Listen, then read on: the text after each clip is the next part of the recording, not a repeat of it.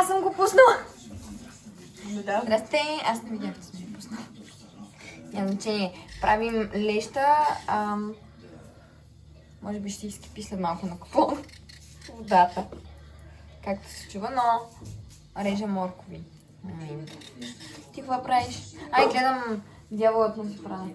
Аз ти какво правя? Да, ти какво правиш? Пуша и отивам да се къпя.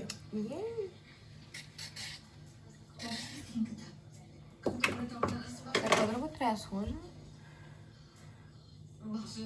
Чесън, ще е на прах.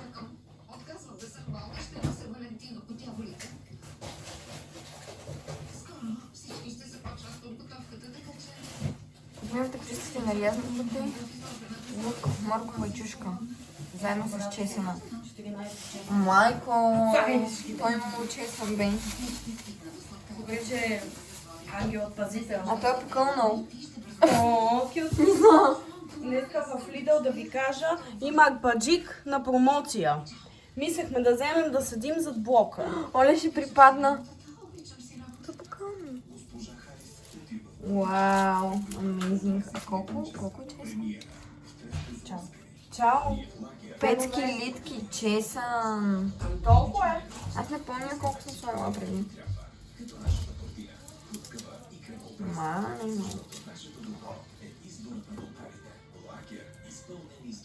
Кучетата чакат нещо да им падне от всичкото, което режа в момента, за да могат те да го изядат. Нали, кучета? Те си скъпани и са с мартеници. Не. Ужас. Екшън. Пълен екшън е тук. Добре. Изключително много мразя да слушам Арклани. Мисля, че няма човек, който да обича да слуша Арклани.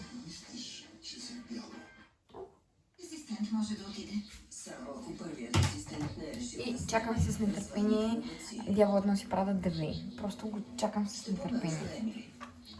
Много го харесвам този филм, че наистина.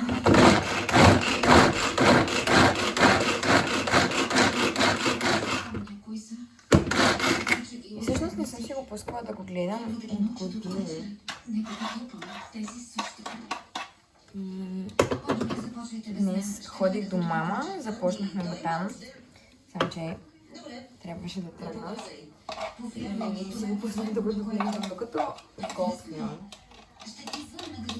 Защото ми се иска да си легна днес по-рано. Да не стане 100 часа. И така. Малките сладки бебета, как са легнали? И са с мартенички. Днес им сложихме.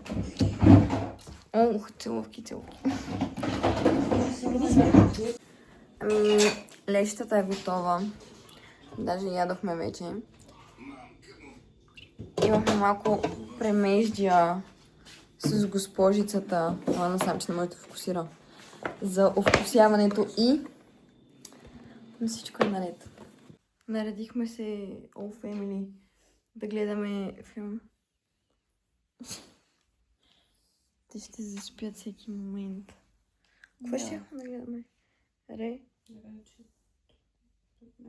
Какво беше? Не знам си него е там. Нещо, къде е началото? Рачет.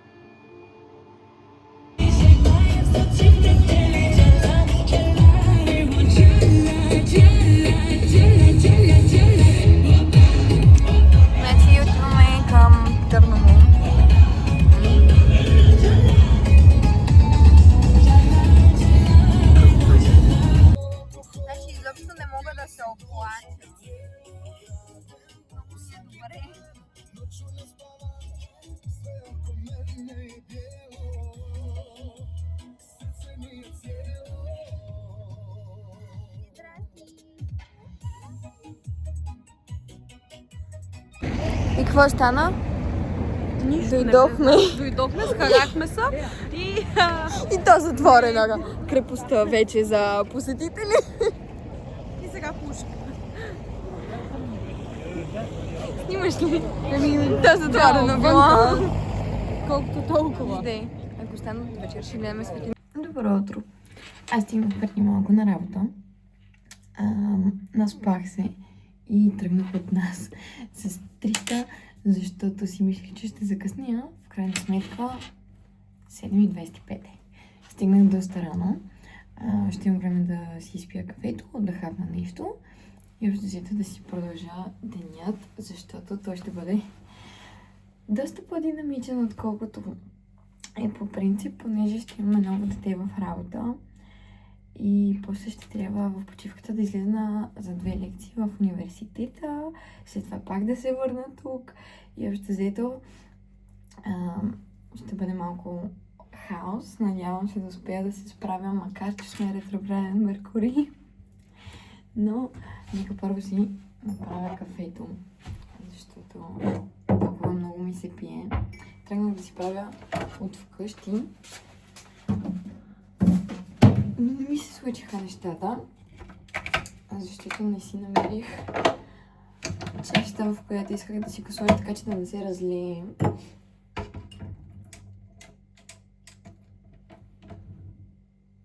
Добре, трябва да загрея машината. Аз ако намеря къде има захар.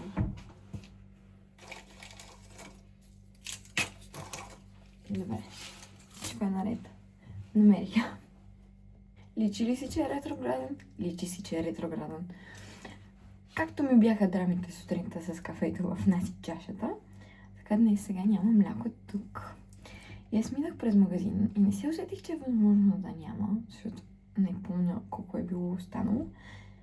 Ще си пия кафето без мляко. Просто... Въпреки, че от друга страна започна да си мисля, че е важно как ще се настроиш за ретроградния Меркурий и в крайна сметка не всичко зависи от него ти. Всичко е в главата ти и в мислите ти, и в това как мислиш и какво вярваш, че ще ти се случи, дали ще ти се случи или не.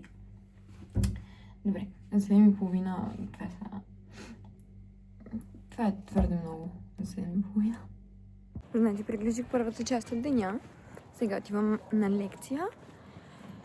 Мина наистина доста динамично. Нагримирах се аз, поуправих се малко да се преведа в човешки вид. И съм се запътила към университета. А времето навън е просто уникално. Толкова е топло, даже се чудя защо си взех якето, при положение, че съм с боди и един свичър. Но съм изключително доволна. Толкова ми е хубаво чувството, че съм излезла от някаква депресия след това мрачно време и след тая зима и постоянно дъждове, снегове и така нататък. Сега на това слънце ми е пълен рай. Мисля, че 15 градуса, доколкото гледах. Гледай си изморено. Гледай си изморено там и въобще... Дали хората... Лесно ли е да се работи с деца? Лесно ли е? Не е лесно. Не е лесно. Не е лесно. Гледай тук лепи, режи. Чакай да... Крафт от всякъде. За 8 март. Да. Кръгчета режат ли ти се? Е така, като бързаш да стигнеш на работа и не се гримираш във вас. Тази коса днес трябва да си намери място. Сложих си очна линия, много малко. И сенки, по принцип, последно време много рядко си слагам.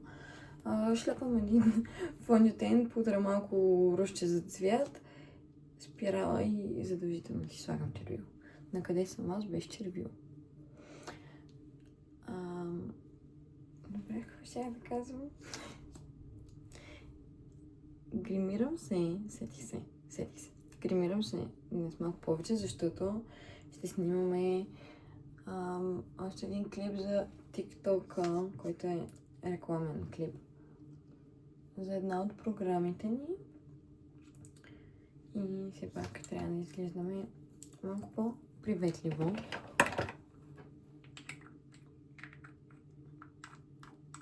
Затворих я.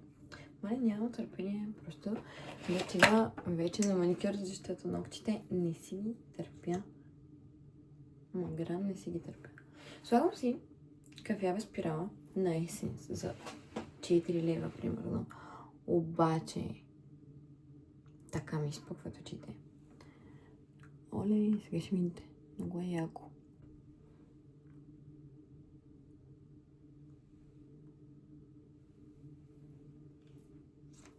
Да. И вече приличаме на нищо. Защото сутринта то не бе коса, то не бе не знам какво вече. Ами, готови сме и чакаме децата. След 20 минути те трябва да дойдат.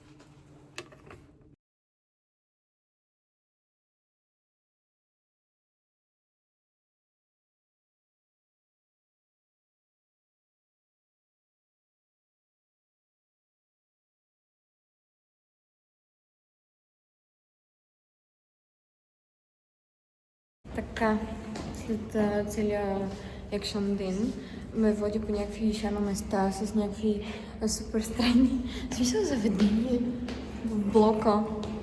Нали? Заведение в блока. Кефтерия. Ще дадем кефтета, защото ме ми седят кефтета.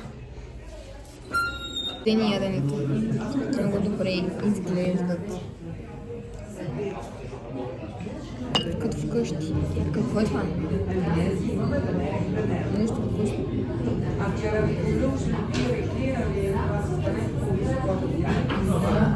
Не знам какво.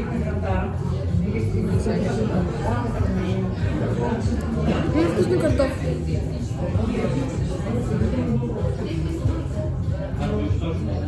Балканска вечер.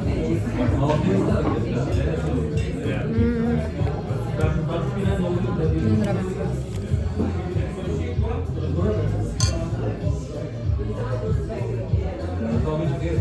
Това е първата мента за годината. Че е първата мента. Първата мента. Не лъжа, кога съм първа мента. Тази година. Не съм. Искам една препоръка. Много добра препоръка. Ние го изядохме вече. Ние го изядохме за секунди. Обаче лимоновия пай в, как се казва, кафетерията. Велико е. Наистина е велико. Ако добиеш 2 бири, Беше мега вкусно. Наядохме се като прасета се наядохме. Но аз съм много доволна. Хареса ми. Всичко ми хареса, ще го повторим. От преяждане или от бирата? И в края на вечерта едни си почиват, други обработват видео, то, което гледате в момента. Защото все още го довършвам и по план. Утре трябва да е качено.